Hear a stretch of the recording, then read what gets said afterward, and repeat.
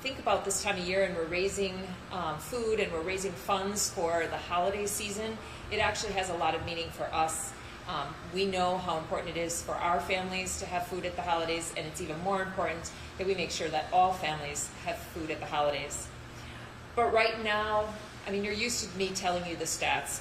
There are 1 in 8 people, 1 in 6 children that are going without food support right now.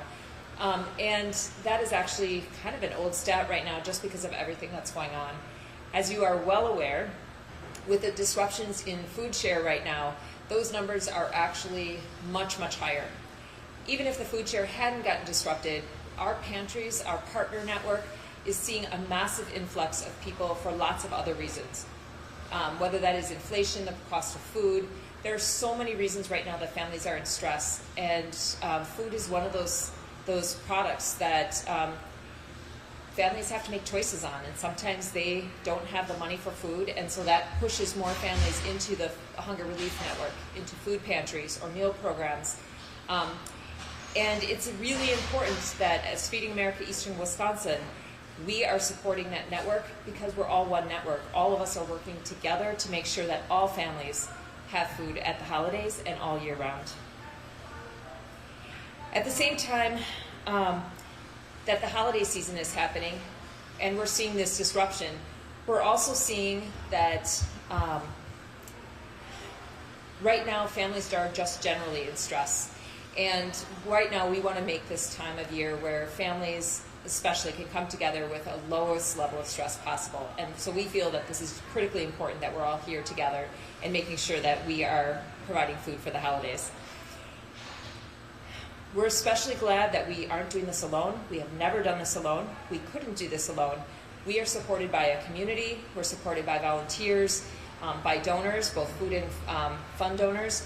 And right now at Food for the Holidays, our friends over at Pick and Save and Metro Markets are especially supportive, and we're very, very grateful for them supporting this campaign in particular.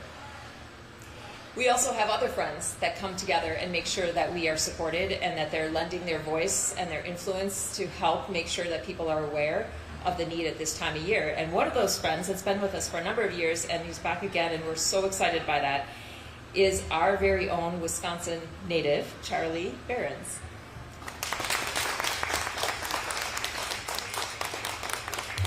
All right, shout out to Patty for that. That was really nice. It's great to be part of this whole deal. It's been great from the start. They've found super creative ways, like that video right there. That was just some cranberries talking. So they put eyes on a cranberry and on a, you guys know when you pour the cranberries down on the table and just, they put eyes on it. So none of this makes any sense, but that's fine if you're not looking at that video. But just super creative ways that they've found to get the community engaged in giving back and giving food for those in need. And, we've all been in a situation, some sort where, we're low on cash. I know I've been in that situation, and, I've found creative ways of finding some food. Like the company I work for, they had Bagel Monday.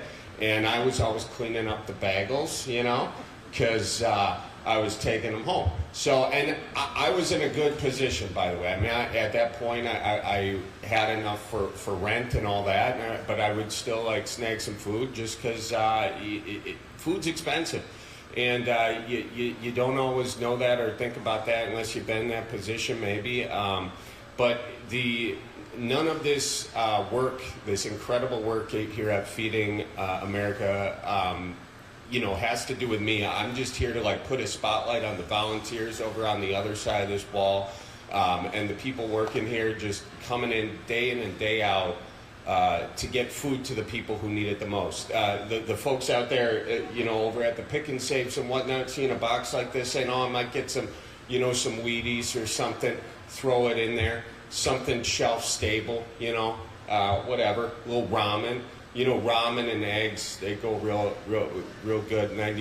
Well, anyways, we don't need to go into my old breakfast routines, but there's just so many people doing incredible work. We got donors out there just giving money here, and then farmers connecting with Feeding America, bringing in, so many different communities in Wisconsin. It's just great to have everyone come together and do this. And you know, I hit a deer the other day on the car, had some nice back straps on that one. I tried bringing it in. They said, yeah, that's a no-go.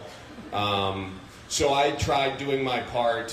Fortunately, though, there are plenty of other volunteers here really doing their part. So shout out to them. Shout out to Patty for doing an incredible job here, and thanks to all of you for coming out and supporting by getting the word out. And just all the folks out there, you know, if you got an extra, whatever it is, 10 cents to, you know, 10 million cents, it's a good thing to donate. And sometimes, you know, with wallets, the credit cards stick in there. So if you go get some WD-40 though and you spray it right on there, credit card comes sliding out. Okay, now if that doesn't work, there's usually a crowbar somewhere in the garage, so that'll get it going. And the nice thing when you donate, it comes back tenfold.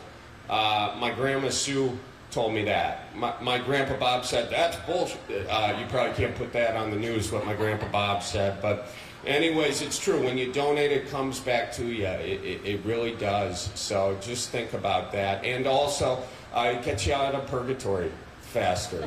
And there's a lot of Catholics out there that know that. So you guys can do some, you know, get a little lit up like a Polish church and have some fun, and then you don't have to go to purgatory. And anyways, just donate food. All right, see you guys. Thank you.